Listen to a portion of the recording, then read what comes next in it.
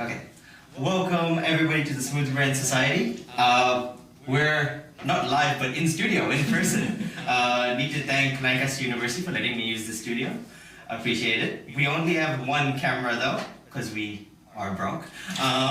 So if people could like, follow, subscribe, share all our episodes so that we get more viewers, then we can sort of lobby people to get money, get some sponsorship. Afford a new camera. Exactly. Afford 2 cameras, right? So that looks good. But yeah, thank you for our first in-person guest. We have Dr. Kate Messenger. I'll just read a little bit of a bio because I've got it on my phone. But Dr. Kate Messenger is interested in people's ability to understand and produce language and how these abilities are acquired. Specifically in children's and adults' learning and processing of sentence structure. Her research studies focus on young monolingual and bilingual children as well as adult learners of second languages. So great to have you on. Thank you, Kate. Thank you for having me. And for those of you who are familiar now, we have a co-host on, and Neil, as always, has decided to join us to As the true smooth brain asking the questions that nobody else would be stupid enough to ask. This is where we get to the crux of the matter. Yeah, that's it. We get to the public level. My very first question is, you're an expert in languages and language learning. I am supposed to get married in a couple of weeks, so I would have been married hopefully by the time the video comes up, maybe. This is the last time anyone will see him happy. Every bachelor. But my partner is Romanian, so I've been trying to learn Romanian, and it is the hardest thing to pick up a language as an adult. Yeah. Can you tell me why this is? If we knew, we'd all be making millions out of language education apps and things. There's lots of reasons. Everyone has that same experience that language learning as an adult is difficult and effortful, whereas children just pick it up, in a few years with no teaching, no apparent effort or difficulties. There's lots of theories about why. We have things like the idea that there's a critical period for language acquisition where our brains are, maybe plastic enough to learn these things. I think a large part of it, though, is just the environments we're learning in. So children are immersed in language, they hear it around them all the time. As adults, when we try and learn a second language, we're often doing it in a classroom for 1 hour a week or something, and that's just a massive difference in the amount of input that you're getting. So maybe if you go and live in Romania for a little while, you might find it comes a little bit more naturally. It's sheer quantity. Yes. Yeah. Unfortunately, it's a lot to learn. So you said theories. Could you run us through a couple of them? Language acquisition theories? Yeah. So for a long time, the field of sort of first language acquisition, so how we acquire languages as babies, has been sort of polarised between 2 broad theories. So this idea of nativism, that we're born with a special language acquisition device, versus the sort of opposite end of the extreme, which is that there's nothing particular about language in our brains and it's all from the environment. Everything is learned just from being exposed to language. And I think over the years, people have sort of moved a little bit more into the middle. Extreme positions are never a good idea. And it may be that we don't have a language acquisition device in our brains. We don't have a particular modular part of our brain that's just about language, but our brains are maybe set up to learn really well and maybe to find patterns in things. But then obviously we rely on the environment to help us along with that as well. So what kind of patterns are in the environment? Is it just parents talking to each other, and how do people get, or how do newborns get the context of what's being said? Because it seems very difficult to imagining not being able to speak any language and then picking that first one up. This is it. I think this is what's really fascinating about language acquisition, is actually if we start thinking about what it involves, there's an enormous amount of things that we have to learn to acquire language, and one of the things I think that tends to put people off language studies is the sheer amount of terminology that we come up with to talk about language. Because we have sound systems and word systems and grammar systems and sort of communication systems, and all of these have their own kind of fields of research and terminologies. But all of that sort of illustrates is that there is a huge amount to learn. And so when we're talking about language acquisition, we might focus just on how do we learn sounds or how do we learn words. But in reality, kids have got to do the lot. And actually some of this starts before birth, so even before babies are born, there's evidence that within the womb there is a functioning quite early on, and they're starting to detect sound patterns, and so, you know, just the sort of waves of language, the rhythms of language. And we know that really early on kids start able to sort of detect different sounds in the input, and they sort of tune into their own language as they become familiar with it. We know that they can detect sort of repeated patterns of sounds, so when certain sounds appear together, they start to detect those patterns. And if you start thinking about it, that can help you find things. So if we talk about words, a noun is always preceded by something like the or a. And so if you start picking up those little bits of language, you can start to detect where other meaningful things are occurring.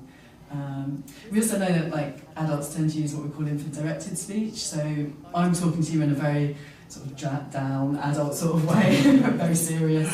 But when we start talking to kids, as soon as a kid is in a room, you will change the way you speak to children, you'll be very exaggerated, and all of that is thought to help kids sort of discover bits of language, help them find words and things like that. I'm going to ask you about that, because I'm going to say that exact same thing. As soon as you see kids, you go into almost baby language, particularly baby language. Is that actually helpful for them then? Because they clearly can't understand the meaning of the words, but that rhythm and maybe just that hearing regularly. Yeah, it's thought to be helpful. So there's a lot of emphasis on sounds. People tend to slow down their speech. You tend to emphasise maybe the beginnings of words or the ends of sentences, things like that might help children find the meaningful bit, that, you know, the key words, you know, that convey meaning.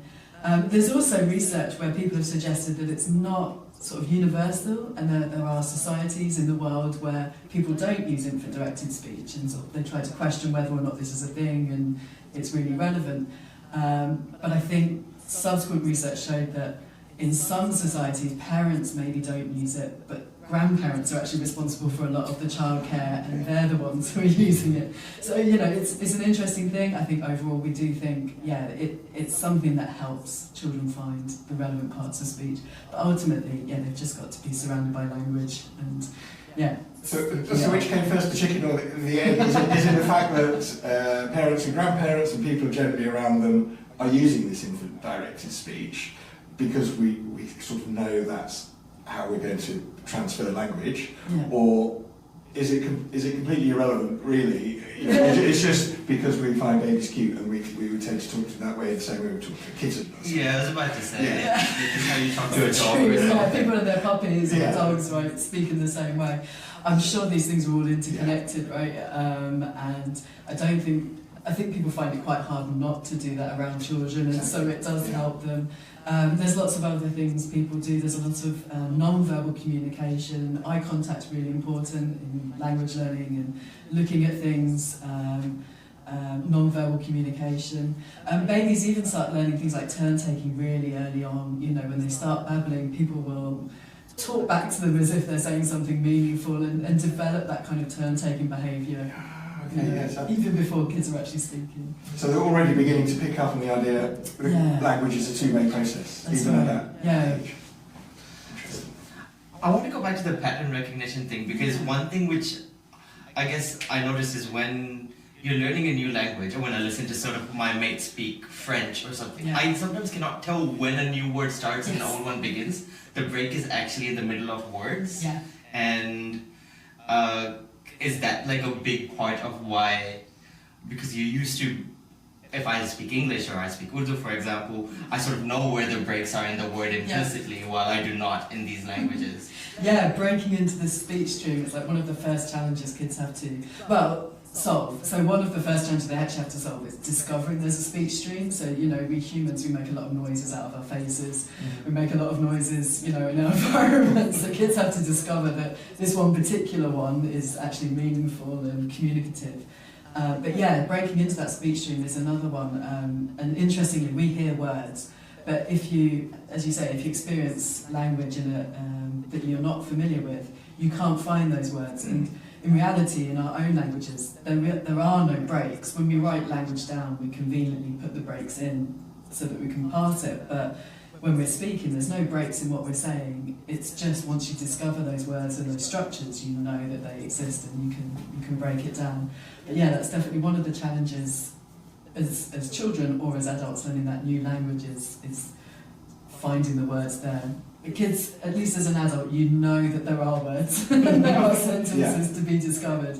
Children have to kind of break into that and discover that kind of concept even.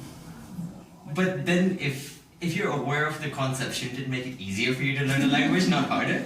In a sense, it does give you an extra set of tools, right? You've got what we call meta-linguistic knowledge, that's knowing about language, so you know there's words, you know they're out there. You've got the concept as well, right? So you know there should be a word to express the thing you want to say. But I guess the challenge then is the memory of feet, you know, of sort of understanding what those words are, discovering those like word forms, and then, you know, being able to use them. I think what we often see in language learning is that we start to understand it long before we feel able to produce it. Absolutely, that's definitely an experience of any second language, isn't it? Yeah. It's so much easier to read and listen than it is to speak back. Yes, yeah. Really difficult. Yeah, you find yourself tongue-tied, right?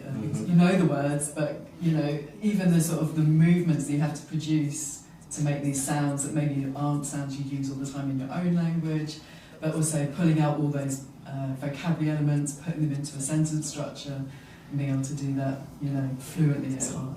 And that's before even getting into the correct pronunciation of words. Exactly. That's a whole other thing. And then there's that kind of extra level of, you know, I think this is the right word to use, but actually, in this language, you know, they actually use a different word or a different structure, and so often you might find that you're using a kind of direct translation from your first language, but in that second language they would actually do it entirely different anyway. And you've got to kind of learn those kind of, you know, language-specific patterns as well. The one thing which is really messing with me currently, because I have Romanian, but I guess it's the same in Spanish and Italian and things, is in English you sort of describe the word and then the object comes later. So you'd say like tasty food or whatever, but in Romanian it's the other way around. And I speak Urdu and it's the first way. It's like it's similar to English. Like you describe the thing first, or whatever adjective you're putting to it, and then the actual target of thing. And that also messes with you in your head, because I feel you're trying to translate and the translation does not work. And you've got to remember this extra rule that you turn it around. Unfortunately the world's languages have lots of variations, you know, things like nouns and adjectives, but also the order of words and sentences. In English we start with the subject, but in some languages they start with the object, and that's quite a big, you know, thing to turn around in your head. And then there's languages like Mandarin and stuff which have other like intonations in their words and stuff. Yeah, tonal languages. Yeah, so you can say ma or ma or ma, and it means three entirely different things. Yeah. One's nice and the other two you've abused it. relatively. Yes. God. How important is context when you're learning a language for that first time? So, you know, is it apple? You know, by showing them an apple, does that make a massive amount of difference? Because that's generally how people are taught second languages, isn't it? It's like apple, apple, or potato, whatever it was. Yeah, absolutely. The context is hugely important for sort of narrowing down that reference. But as adults interacting with children, we don't tend to teach language. We do a lot of naming with young children, right? You know, look at the dog. Oh, can you see the dog? There's a big ambulance. You know, all these things. We do a lot of naming, but ultimately kids have got to work out what is that thing. We don't tend to sort of get the object out and wave it in their faces. Yeah. And then on top of that, we have this kind of reference problem of working out what the boundaries of that word are. So, if we're talking about a dog, we're talking about a very specific set of four-legged furry animals with tails, but there's lots of four-legged furry animals with tails, around us, and we have to distinguish them from horses and cats, and then other sort of four-legged things like tables and chairs, and that we call that the kind of reference problem, is sort of figuring out where does a word. Where's the boundary of what a dog is? Yeah, exactly. And so kids do tend to make errors where they overgeneralise, and they'll refer to other things like cats as dogs, or they'll undergeneralise and they'll just refer to their pet dog as a dog, and not realise that the word refers to other things. So it's like a fascinating part of like that language acquisition. It's not just the language, but those concepts, those sort of boundaries of what those concepts are, I was talking to your colleague, I was writing a news article for Sophie Lund, and I asked her this question, because I put it through this, because she's talking about how autistic children develop language, and she's saying one of the key findings was without that level of context, they really struggle compared to neurotypical people. And it immediately came into my head, it's like, well, that's learning a second language, isn't it? That feels exactly the same to me. And we had a little discussion, so I'll ask one of my colleagues. I'm guessing it was going to be you, so I'm pleased that you've answered my question. There we go. But it's interesting. I know you're not autism specialist, but there's obviously some mechanism in neurodivergent brains that is different from how neurotypical people would learn language, or. Yeah, and they say that's something I know Sophie's been looking at a lot. And is it to do with the way you interact with people? Is it something to do with those kind of social interaction mechanisms, or is it something to do with those mapping problems and things? I don't know the answer. Sophie might. That's right. I'll keep the hunt. It's my new job. And then we get Sophie on here then. Absolutely. Yeah, there we go. Fill in the gap. But as far as the part which you're talking about in terms of associating or sort of grouping objects as similar or different, you said that kids can go both ways. Is there any particular reason they go both ways, or is it just like, is it pretty abstract? Yeah, I think it's essentially, them figuring out, based on the experiences they've had, where does this word map to, what does it mean, what does it not mean. Sometimes they just get it wrong as well, and they'll, use the word incorrectly. So it's just, I think it just comes down to their experiences, and I guess if you're a child who's having lots of experience of a certain type of thing, maybe you'll arrive at that meaning quicker, but, if there's something else that you don't tend to see around you so much, maybe it takes you a little longer to narrow it down as well. Speaking of bilingual children then, who grow up bilingual, is that harder for them, or do they take longer, in the sense that I assume that instead of just categorizing cats and dogs, you have like 2 different words for cats now, or 2 different words for dogs already, which adds to absolutely. the... So parents of bilingual children have often worried about, is this harder, are they delayed? But generally, as we've seen, children acquire language pretty easily. It might look different from the outside because kids are developing 2 vocabularies. So it might be that, say, their vocabulary in English is different to a child who's only learning English, because they're, one, receiving more divided input, so they're maybe not hearing as much English as the other children, but also they're acquiring another vocabulary. So it might be that they learn a word for something in their other language, and so, their language vocabulary overall is the same as the English kids, but it's just that, at certain stages they might have the 2 things. But children have absolutely no problem acquiring 2 languages at once.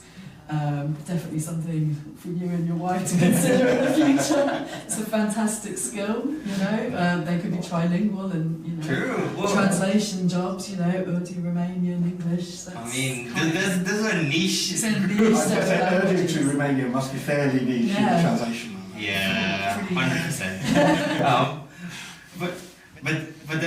But then also, I guess, with learning 2 languages at the start, that also, I guess, this is a slightly separate part, but then I feel like your vocal cords, it's harder to get pronunciations correct when you're older, but I feel like if you learn multiple different languages when you're younger, you're like able to pronounce different words Definitely. from different languages becomes a lot easier when you grow older, though, isn't it? Because you're using that. Yeah. And what's fascinating is there's research with really young babies that shows they can detect these different sounds from across languages that they're not hearing. So an American researcher tested English learning kids, and they played them, say, Hindi sounds that are sounds an adult who speaks English wouldn't detect the difference.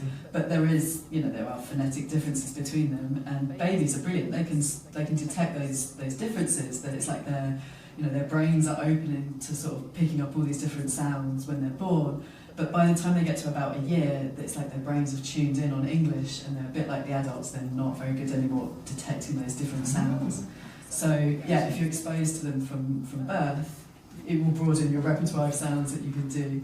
Some of us, I say us, not me, some adults are good at learning sounds, and, I guess it depends on your brain, but in general, yeah, we tend to struggle, like say, with that pronunciation when we get older. So what happens at about that one-year-old point where you lose that ability to do it? Is it just almost, you've kind of got where you need to go with this one language, we don't need to keep it anymore? Essentially, I think so, yeah. I think the idea is your brain is just being efficient, right? It's pruning away that sort of, those pathways you don't need, getting rid of those things that, you're not experiencing them, and, tuning in on what you do experience, strengthening those kind of representations. Yeah.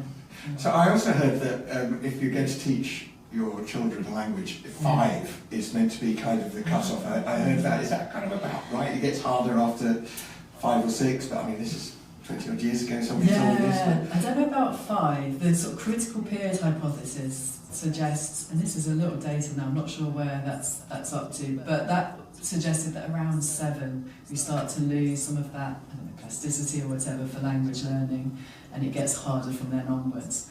I'm not sure it's as simple as that there is an age at which these things cut off, and it obviously really depends on the experience.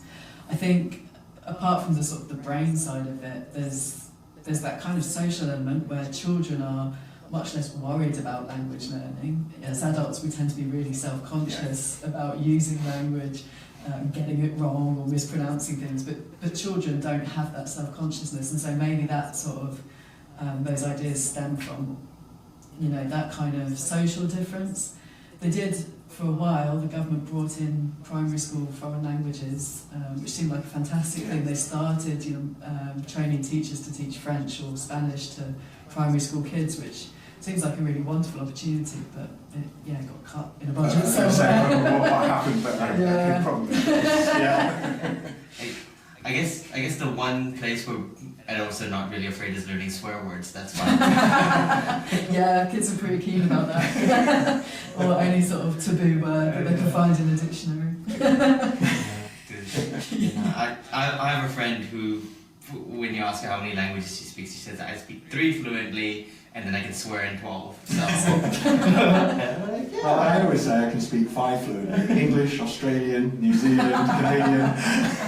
American. I feel New Zealand would actually be harder because there's quite a few te reo words, so te reo Maori words which have crept into the lexicon. So there's certain random words which we'll say. So sometimes we put in the word, we say put in the mahi, and mahi is the word for work, and those kind of things. That's fine. Today we're English, we'll steal anything you from the colonies. We'll just appropriate it into our language, don't worry. I mean, it'd be fun to hear it back here, because sometimes I say things like that, I gotta put in the mahi, and everybody looks at me like, what does that mean? I'm like, sorry, just words which creep in, sort of. Yeah. My husband considers himself bilingual. He speaks Yorkshire standard English. Well, this is the other way as well, right? So I came to Scotland last year, so I stayed in Glasgow, and my very first day I landed. Me and my partner picks me up from the airport. We go to Boots because we need to grab something, so that's a medical store, whatever. And the two ladies at the counter, they're talking away, and I just I buy whatever I needed to. I think it was vitamin C and some other things. But I turned to my partner and asked her, what language were they speaking? And she just goes, babe, they were speaking English. And I'm like, what? No way! I thought they were speaking something else entirely. I had no clue. And it was just, so I guess Glaswegian's a different language as well. That's interesting. That brings up an interesting point. Accents, when you're learning out that language, I think we've probably all seen little TikTok videos of... Yeah. young girl with a really big Scouse Yeah, accent. yeah. And it is funny because it is really strange to hear a baby with a very specific regional accent, isn't it? Yeah. How do they pick that up? Is it again It's just the language environment that's around them? But yeah, I mean, we talk about, earlier, children learning English, tuning into English sounds, but actually we should be talking about Liverpudlian children learning Liverpudlian English and tuning into those sounds, and Yorkshire children learning Yorkshire sounds, and everyone thinks they don't have an accent until, they get to uni and discover everyone else has got an accent. But to add to that point, a lot of my friends who now have like little kids, they say that a lot of the kids have slightly Americanish sounding accents because those are the TV shows, Yeah. right? So, or like the more like neutral whatever accents you see on TV or on Yeah. YouTube and stuff, Classic. because Yeah. those are the ones which you're more exposed to these days. Yeah, when I was growing up, everyone was scared we were going to get Australian accents from watching things like Neighbours. Neighbours. Yeah, I don't think it does, but on the other hand, my son does annoy me because he uses things like cookie or diaper or American words, and I'm like, we say biscuit here. And there was that period just around Neighbours, wasn't it, where everyone's inflection went up like an Yes. Australian voice. It Yeah. was noticeable that there was a change in people Yeah. around you. And then it sort of washes away. Right. Yeah, yeah, exactly. People are really fearful about language. I guess it's because it's part of our identity, right? And so there's always these concerns that it's changing or it's, it's getting worse. But really, language has always evolved. Worse, have you read Shakespeare? Have you read that? This is right? It does change all the time. It does reflect us, but you can't really say it's better or worse. Yeah. Now, my grandma's an Urdu writer, and she used to complain about the exact same things, how like Yeah. Urdu is dying and Yeah. nobody uses the same words anymore. Yeah. But the world's changing, right? The way we communicate. And the sort of that divide as well. So, for example, I've got quite a few Pakistani friends of mine, but I grew up in New Zealand, but families from South India, so. And then we were exchanging what Urdu words we say, and the sort of words which we use down south. There's a lot of different words for the same Yeah. things, and I guess like Spain, for example, Spanish in Spain versus Spanish in Colombia or Argentina Yeah. is very different. Not just the pronunciation, but some of the words they use. So language evolves by region, by time, by location. Yeah, you can get maps of Britain that are divided into areas by the words they use to describe a small round piece of bread. Whether it's a cob or a roll or a scuffler or Scuffler? yeah, it's one of my Word. husband's, that's Yorkshire. Yorkshire one. Yeah. And also maybe Batch. Yorkshire is a different English. Maybe it is a different language. Yeah. Have we barn cakes here in Lancashire? It's barn cakes isn't there. it? I was in the West Midlands for a long time, it was a batch there. But I didn't grow up with a bread roll. It seems very boring by comparison. I mean, but bread roll seems like the most logical Yeah, it is. bread. Round bread It roll. rolls. Push it down a hill and it roll. Yeah, strong regional identities, depending on how you refer to one. Can we talk about your specific research now? Because we spoke about language, Yeah. some of the funnier things about it, but can we focus on what you research? So what are your specific interests within language? Yeah, so it's like you said at the beginning, I started out as a linguist and I ended up in psychology because I'm really interested in how we use language and how we learn it. So the kind of the processes that are in our brain to kind of store language, but also, make use of those representations when we want to understand or say something, and how it is that kids acquire that. I actually started out as kind of a language learner myself, so I came to university here, in fact, to study French, and I was really interested in second Can I language just learning. stop you here? So, Yeah. you came to Lancaster to learn French. It's an odd choice. Just out there for people to hear. Yeah, you get sent to France for a year to study it. What's the French for barn cake? Yeah, that's a great question. Pain au chocolat. Yeah. But yeah, it was the linguistics department that attracted me to Lancaster. But while I was here, I got really interested in language learning, and went off to study language learning and ended up being interested in how kids acquire language. My research focuses a lot on child's language acquisition, but more recently how second language learners acquire language, and then more recently than that we've been doing a bit of bilingual research, so not just focusing on these monolingual kids, but thinking about the bilingual experience, which is actually much more common in the world. So Any differences seen between the monolinguists and the bilinguals? No, I think what's really fascinating is just how similar those patterns are across children. What we're interested in the bilingual research is understanding how kids store those two languages in their brain. Are there connections between them? Do they sort of share representations where they can, and does that sort of influence one or the other? But yeah.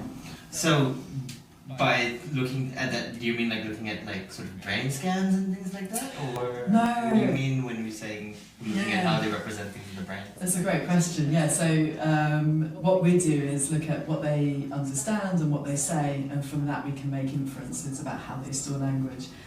So in my particular research, we look at kind of sentence structures, and we look at if you use one particular way of framing a sentence, do children repeat it, and is that repetition evidence that they're sort of tapping into some kind of representation, essentially. So we don't need to scan their brains at all. We're just looking at what goes in, what comes out, and what does that suggest is in the middle of that process. So you're asking them to repeat what you say back, or? So we just ask them to describe pictures, and we give them sentence structures in other sort of picture descriptions, and we look at, do they make use of that again? Because the idea is if they do, they must be sort of tapping into some kind of representation, and we kind of look at, if we vary the ways in which that occurs, does that tell us something about how that representation is stored? So, and you do that in monolingual and bilingual kids to see other ones. Yeah. Could we run through an example? Is it possible? Yeah, of course, absolutely. So with monolingual children, if you have a picture, say, of a cat and a dog running along, you could say that the dog is chasing the cat, or you could say that the cat is being chased by the dog. Yeah, okay. And we tend to prefer to say things like the dog is chasing the cat, and things like the cat is being chased by the dog are passive, tends to be a bit later acquired by children. But when we give them that kind of input, we find that they can then describe another picture like, I don't know, the frog is kissing the princess, or the princess is being kissed by the frog. And they're more likely to do that if they've just heard that passive before. Okay. And so the idea is we assume there's some sort of representation in their brain that gives them that kind of structure to put new words into, and reuse it. And when we look at different ages or different contexts in which we give them this kind of input, we can see when do children develop these abilities. If we increase the amount of input, does it change their use of language? If we give them varied input, does it change what they're doing? And then in bilinguals, we look at if we've been doing a lot with Polish-English, but I'm not going to try and murder Polish here. But if we give them a passive in Polish, which has a really similar structure to English, but it's obviously a different language, do they give us a passive in English? And does that mean that their brain is storing this one representation for passive and hooking it up to their Polish and their English vocabularies, or not, for example? And left alone, just as a sort of, as the child speaking themselves, would they generally choose the active voice over the passive voice on those? Yeah, definitely. Yeah. So if we give them just a set of pictures to describe, they will overwhelmingly produce the active. It's shorter, it's simpler, it's what we say canonical, so you talk about the subject first. And that sort of reinforces the idea that it's that input that we give them when we start giving them the passives that is changing what they're saying. Yeah, yeah. So when do academics revert to only ever using the passive voice? Once you start writing these papers. Yeah. And it wants to sound formal, or a way of changing the emphasis of what you're saying. Yeah, I feel generally speaking, even in day-to-day discussions, we just use sort of the active. That's and right. I'm trying to think across languages as well. You're making me do some mental gymnastics. But I'm pretty sure you still do the active now. That's right. Again, this is hard because both these languages I have learned as a child, so the grammar of it, I feel like you said is when you grow older you sort of learn it based on grammar and based on structure as well. As a kid, you sort of thrown everything at you and you sort of make it up. So I remember, I remember talking to another friend and being like, he was talking about structure of Italian and being like, oh, we have these ways of nouns and verbs and blah blah blah, and this is how you sort of conjugate them. I'm like, I have no clue. I just speak. I know that's for. I know this is how I say we for all these people. I know this is for you, but I did not know sort of these order of things. That's right. But except you do, right? You just don't know you know. Exactly. So back to my question now that I forgot it. Was what was I trying to say? I've completely blanked. About sort of this bilingual acquisition. If the two languages, like you said, that there's the passive. Oh, if they use a passive in English, or if you use a passive in English, can they translate it into Polish? Would that not require that both languages have that similar structure of words? If you know what I mean, similar structures to begin with. Got right to the crux of the matter there. Yeah, absolutely. So these kind of theories suggest that we have this shared syntax when the language allows it to happen. But there's a lot of research at the moment looking at, well, what needs to be the same for it to be shared. So in some languages you have this kind of same structure, but the word order is a little bit different. So like in German they put the verb to the end of the sentence.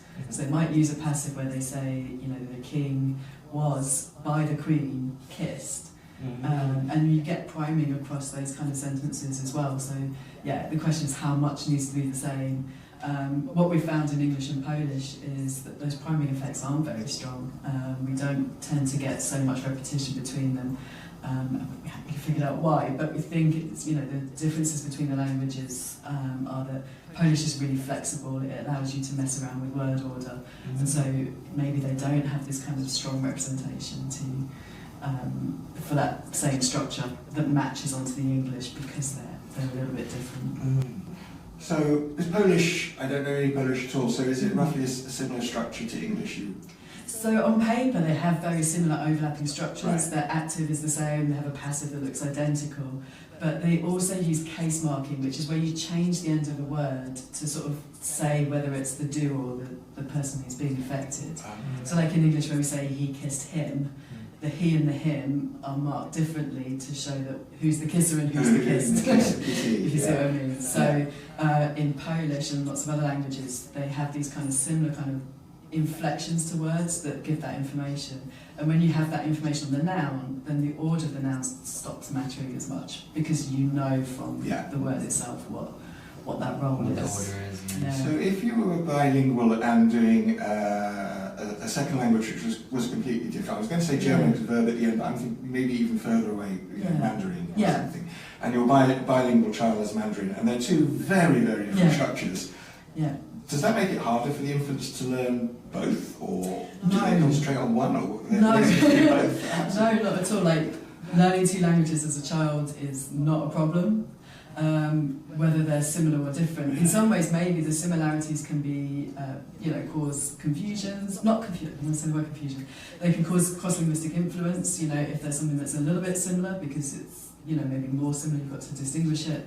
But no, it never causes a problem for kids. They're really, really good at learning languages and, separating them, but also, like I said, we're just interested in the way, are there places where we see kind of influence between languages, and does this get to that question of how is it stored in the brain? Are they stored entirely separately? Do we develop two entirely separate systems, or is there a system that kind of borrows, where there are commonalities?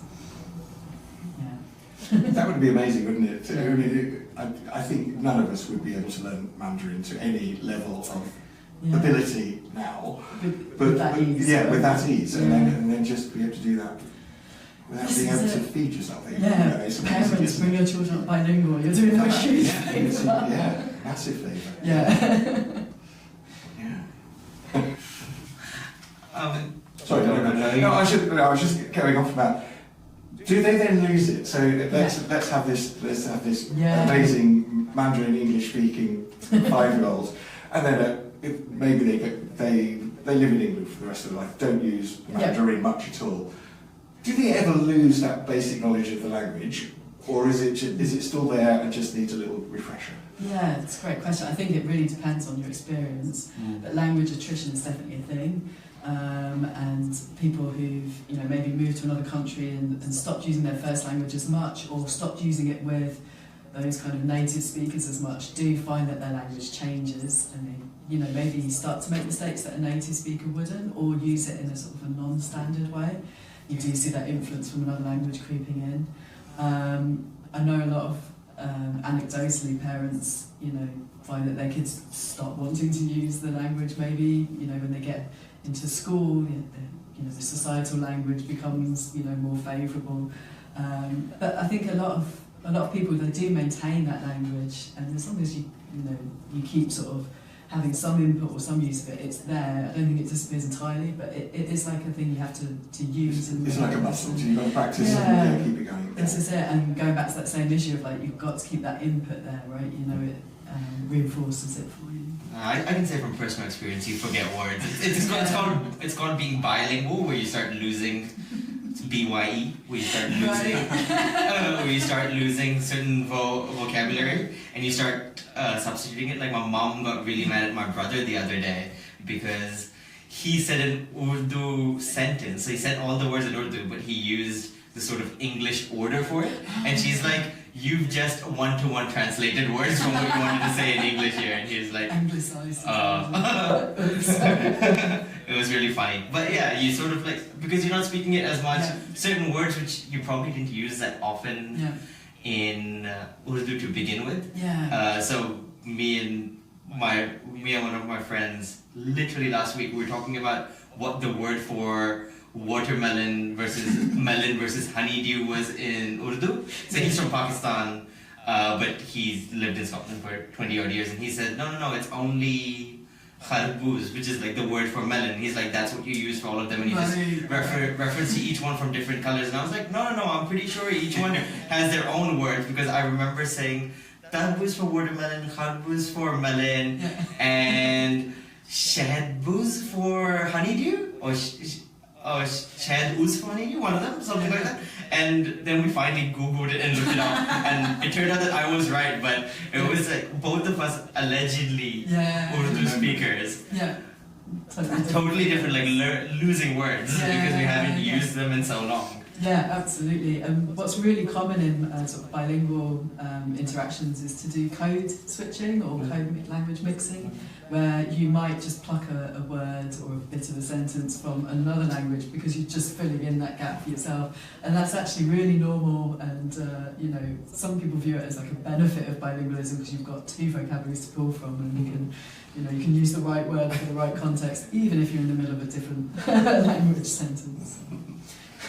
I find that amazing that I've seen people do that, and just almost swap every other word with language and you pick up half of it. And I just don't understand how the brain can make that switch between two languages so quickly, with such fluency that there's no thought to it. No, you just talk. Yeah. This is it, and this is that sort of, it feeds into this idea of how are these things stored as they're one. It sort of goes against the idea that they're two entirely separate sort of modules, right? That there's some interaction in the systems. But yeah, it's like a bit of a superpower, right? I mean, you mentioned it sort of like pruning in the brain when you're younger, and sort of like the brain tries to be as efficient as possible. So it sort of makes sense that for efficiency's sake, at least wherever you can overlap, the brain would overlap certain skills. That's it, parsimony principle, right? You would assume. But I mean, just because you assume doesn't mean it's true. This is it. This is what keeps us going, right? No one's 100% sure yet. One thing that came up to me was just thinking, I think I've got this right. There's sort of a second period of plasticity in the brain, isn't there, around adolescence and puberty? Does that return to plasticity that they had as a baby help with the languages? So again, is there a period like over adolescence where language learning is perhaps easier? I don't know. I'm not sure any modern foreign language teachers would agree. Adolescents are massively understudied in the language acquisition literature. We tend to focus a lot at those early stages and maybe into the primary years. But once kids get to adolescence, people sort of tend to stop paying as much attention to them. There's just nothing like the amount of research. So maybe we should. Excellent. Maybe we should. I'll send my PhD application now. Write the proposal now. Although angsty teens might be harder to get words out of. Yeah, this is true. Much less communicative.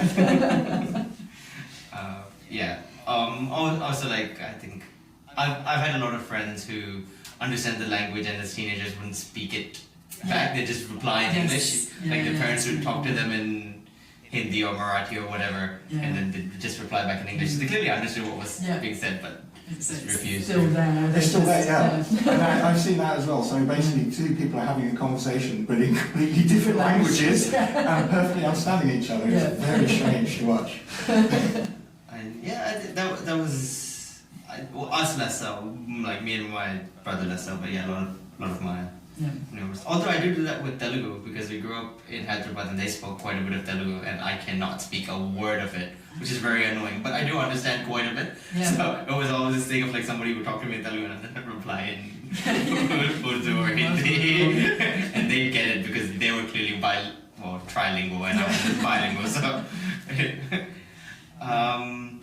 But now can we talk about the adult stuff you do? Because you say you do research how adults learn a second language, and how is that different from your work with sort of children? Okay, so obviously a different population, different ideas, different starting points, but we use the same methods. So we apply the same methods to looking at what do adults know and how do they make use of that input. So if if they're trying to learn these kind of grammatical forms, can they do it sort of in this implicit way from just hearing you use it and turning it into their own sort of productions as well. So we take the same kind of methods, but just apply them to some older people and see what that tells us. How does that work though? So I guess same thing, cat following dog, dog following cat, but seeing how they can sort of translate it into whatever language they're learning. Yeah, so we look at it within languages and between languages. So as L2 sort of learners, people who are learning a second language, is it a way of providing input and seeing how they make use of it? If they hear lots of, say, French passives, does it help them to produce more of them? But also as a way of measuring what they know. So can we get them to produce these kind of sentences if we present them to them? And does that mean they've acquired something? And what stage do you have to be at? How much experience of a language do you have to have had to learn those kind of forms?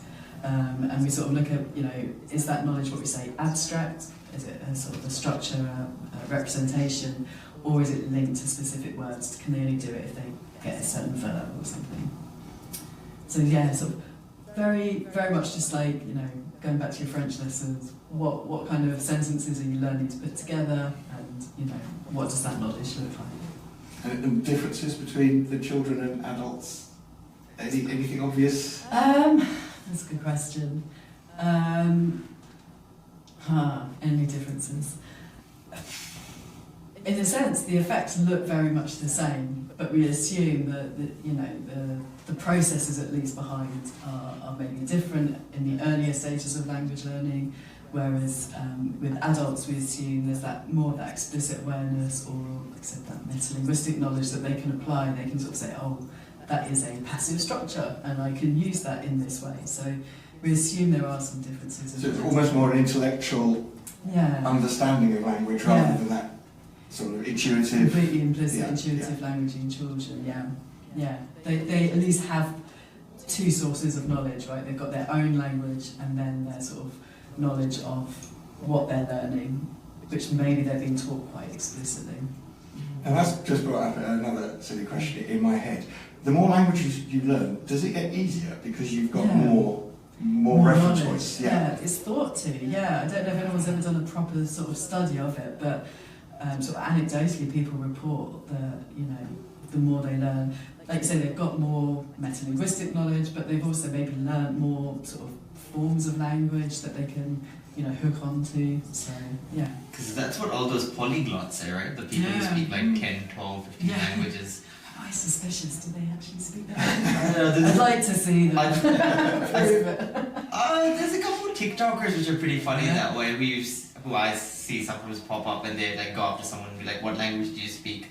And then whatever they say, they start talking, and it's the same guy like going to different people and just having a conversation with them. Now they could be faking it. I have no clue. I have no clue what Kazakh sounds like. I have no clue. But I mean, both people could be in on it. But just a very polite person smiling and nodding. But I assume like if you're getting a lot of followers and all that, you're doing something right. Correct, So that means that you've learned it somewhere. You somehow developed the ability. Yeah, I would have thought so. Yeah, so that knowledge of what language is, how it works, but also different types of like languages and structures and things. It gives you a lot more to build on for sure. But then, shouldn't it be easier for adults then if you have that, like, going to the point you mentioned before? You just said that why do they make such a meal of it?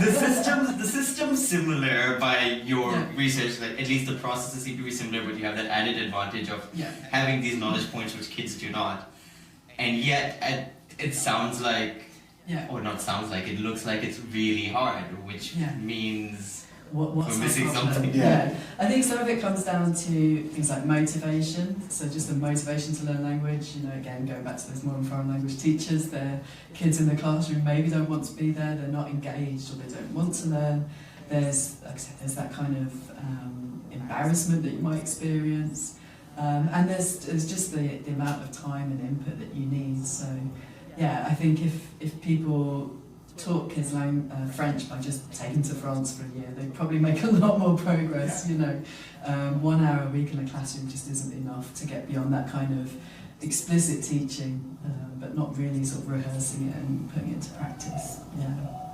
So you said when you had come for your Yeah. French course to Lancaster, you went to France for a year. Was that like your best year of learning French then?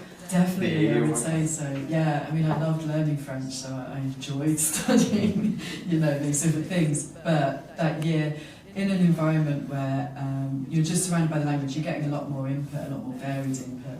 But also, you know, people who are, you know, unforgiving in their, you know, interactions. If they don't understand you, they'll just be like, what?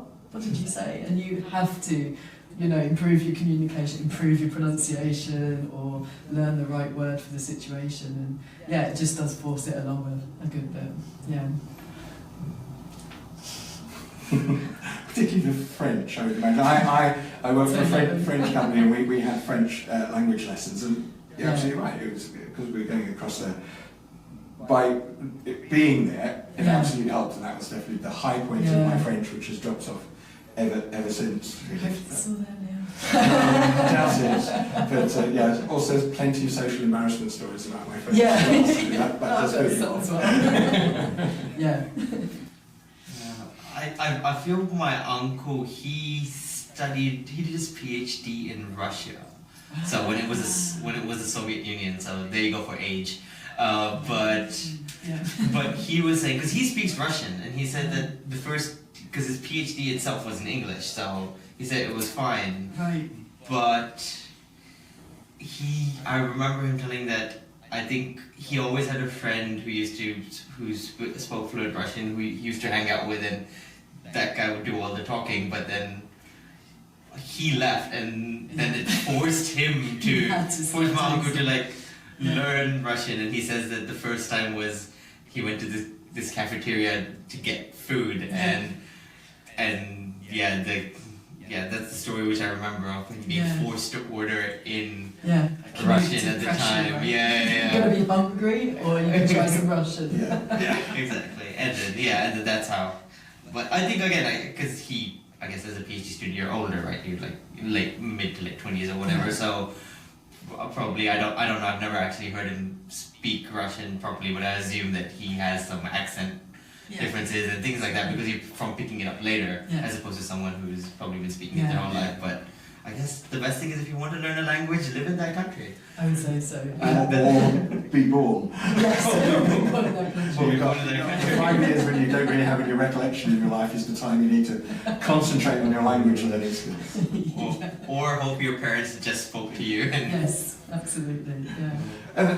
Kate, have you done any sort of electrophysiology, EEG type studies to kind of pinpoint the area of the brain that language is in? I haven't. No, I'm very much from a behavioural tradition, just looking at what kids or adults say, what they seem to understand. There's lots of research out there on language that does use these kind of measures and reinforces some of our understanding of these processes.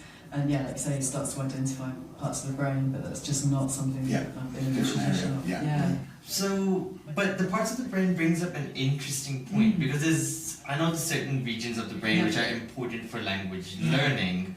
But as a behavioral researcher, have you seen sort of how this sort of affects language learning? And have you in any way worked with sort of linguistics of people who had sort of brain injury or things like that? I haven't, no. There's a lot of research on things like aphasia, so that's when you lose parts of language, from something like a stroke or brain damage, and that's really important for helping us work out which parts of the brain are responsible for which bits of language, right? Because depending on where the brain damage occurs, people lose different aspects of their language. So maybe they lose vocabulary or they lose the ability to put sentences together properly. So those kind of things are really, really helpful for determining which parts of the brain are where the language processing happens. But yeah, it's not something I tend to work on. So it's that specific, is it, within the brain, that there will be an area for remembering vocabulary, an area for sentence structure, an area for grammar? That's what we see in these kind of these studies, yeah. Because it's sort of the left temporal lobe, right? Well, I'm trying to think of my neuroscience class because I know like Broca's aphasia and Wernicke, and so they're all on the sort of left side of the brain, and certain regions up here for those in the video. Left center.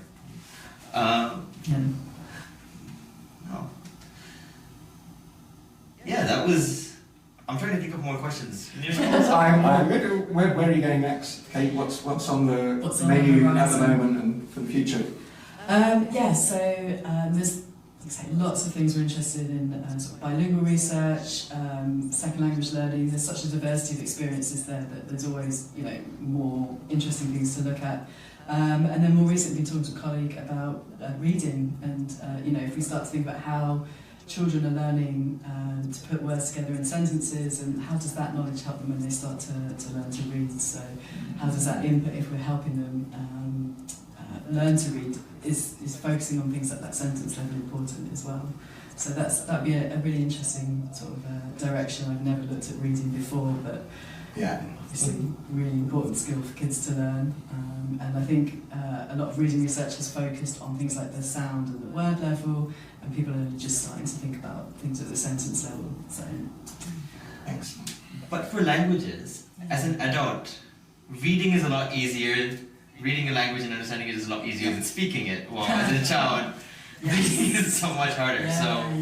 Is that just an experience thing, or is there more to it than that? No, I think that it's just, reading is a hard skill to learn, and it takes some time, but, once you've learnt it, it's a fantastic ability, right? And a bit like all aspects of language, something we do without really thinking too much about it. We do it so easily, you sort of forget what a challenge it was to acquire at the beginning. Learning to read is a challenge. But there's this funny thing and a lot of people from the South Asian background will understand this. So so Urdu has the same script as Persian and the same script as Arabic. Right. So you can technically read Arabic, read Persian, but have no clue what it says because the pronunciation of the alphabets are very similar. Right. So it's really funny where I have this ability to read all these words and I have no clue what they mean. Amazing. So it's like it's like sitting and looking at French or something and saying, I recognise those letters. Yeah, but at least in French and English, the way they pronounce certain alphabets is different. Yeah. And I know, right, in French, certain alphabets, you guys just eat the pronunciation and don't say it for certain words. And then there's weird combinations in English where PH is F, makes an F sound, but I don't know why you don't use an F, because in Spanish, elephant is elephant, and there's the F there, and things like that. Every English child learning to read is really there, what is that about? Yeah, it doesn't make sense, does it? No. So all these Latin script languages, although the symbols look the same, the sounds are different. That's very true. Yeah. Oh, different to some extent or the other, I guess, Spanish and Italian speakers would say the sounds are the same, but they're the same symbols but very different to how we use them in English. Yeah. Exactly. Well, I guess Farsi, which is the Persian language, and Urdu, or even Punjabi to an extent, when Punjabi used to be written with the Urdu script. The alphabets are exactly the same, right, but the words are completely different. And I think it's the same for Hindi, Marathi, and Gujarati as well, because they use the same script. But again, the words are completely different. So I feel somebody could read the words, but have to read the script with no clue. So that sort of brings up another interesting question, which is why I'm here, right? Are there differences in the ability to learn language based on the language they're learning? So would English baby learn at the same rate as an Urdu speaking baby, Mandarin speaking baby? That's a great question. Yeah, I mean, generally the rate will be about the same, but there are, for example, some differences in maybe what you learn at different times. So in English we tend to really focus on nouns, not as if we teach kids nouns, but our language maybe focuses more on nouns. And so kids' noun vocabulary tends to grow a bit quicker than maybe, I think it's French and maybe Japanese as well, where kids tend to learn verbs a bit quicker than they do in English. Verbs tend to come a little bit later in English. And I think that's just to do with maybe where in the sentences words occur, so what's like prominent. So I think in Japanese, verbs occur at the end of the sentence, and so that gives them that kind of prominence. It's that context you know is going to be there. And it's emphasised because it's the last word, and so things like that maybe help children learn them in slightly different routes maybe.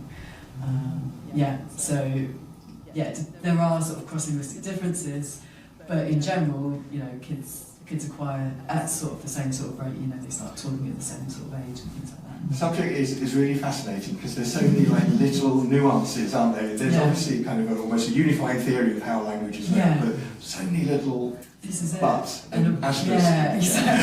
And a problem of our field is that language acquisition research, which has sort of ballooned over the last half century, has come a lot out of America and the UK and some of the sort of Western European countries, and so we're really focused on our kind of languages. And there has not been that focus on the sort of linguistic diversity of the world, and so some of our theories are probably a bit wrong.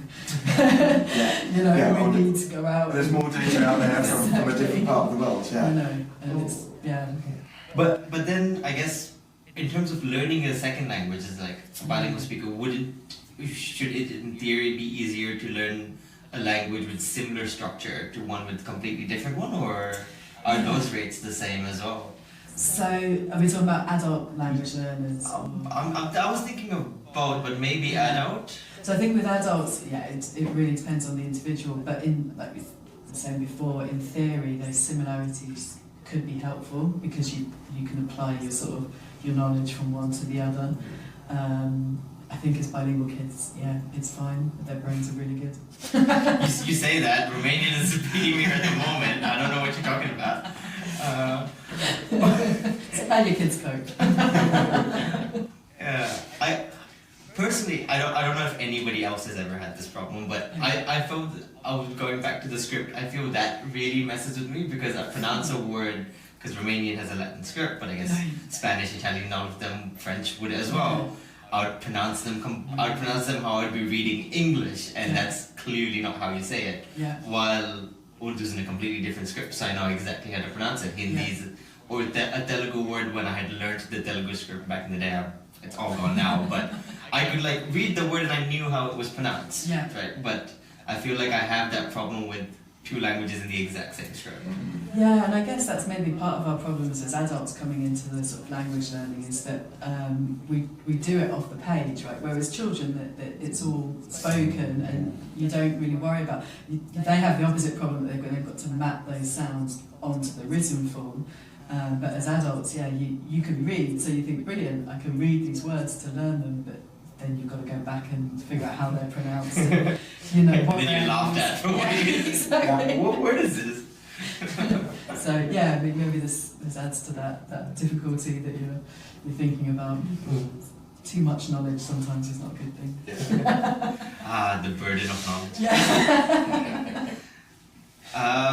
Okay, because we've been recording for about an hour, I think I should ask you if there's anything which you wanted to say which we haven't covered yet about your research and field. I feel like, we've skated over everything, right? I feel like we've done a real tour of language and what it is and why. How about a plug? Are you looking for volunteers, research volunteers for the Infant and Baby Lab? We're always looking for research Little volunteers. plug, I'm sure. Let us do that. Happy for families to come and join our enthusiasm for all aspects of development. And also adults, in my research we work a lot with adults, and as you say, adolescents don't tend to be the keenest to participate, but even adults, when we're asking them to speak a second language, tend to be a little bit shy, so come forward and help us. Don't be shy. Help us help you. Yes, exactly. Now, awesome. But thank you so much. Thank you for having me. That was heaps of fun. Thank you everybody for listening. And I'd just like to say, Sahir is now going to say goodbye in Romania. No. No time to practice things we can. No, see, this is the other thing. You put me on the spot. Now I have to bring the thing out of my head, and I have no clue now. The words have all gone blank. This is like an example. What language are you doing your wedding vows in? See, we're doing a wedding in India, so we don't need to worry about wedding vows. It's easy. See, I'll plan this out. Actually, to be fair, even in Romania, you don't need to do wedding vows. I don't think. I think their church structure is slightly different. Yeah. We just Take well. language out of the. Yeah. Yeah. Just as well, you could be saying anything. No. I think the word for goodbye is la revedere. Well, I don't know Yeah. the difference. There we go. If Yeah. Maria ever decides to watch this episode, she can correct me. But yeah. So let her know.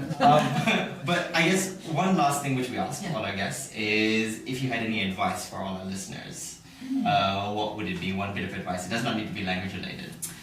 What, science-related advice? Or? Whatever. For the general public, if you had any advice from all your years. I think it's just follow your interests, right? We're all here because we got interested in something, and it works out that you can get a job doing what you're interested in. So don't be scared to follow your interests and keep learning things.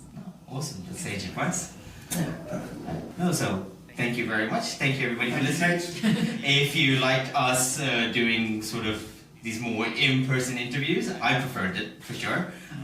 Please help us out, like, follow, subscribe, all of that jazz. Because the more viewers you have, the more we can lobby people to get us funds to let us do this, because we want to make science and research free and accessible to everyone. So thank you everybody. Thank you. And Take care. until next time. Super. Awesome.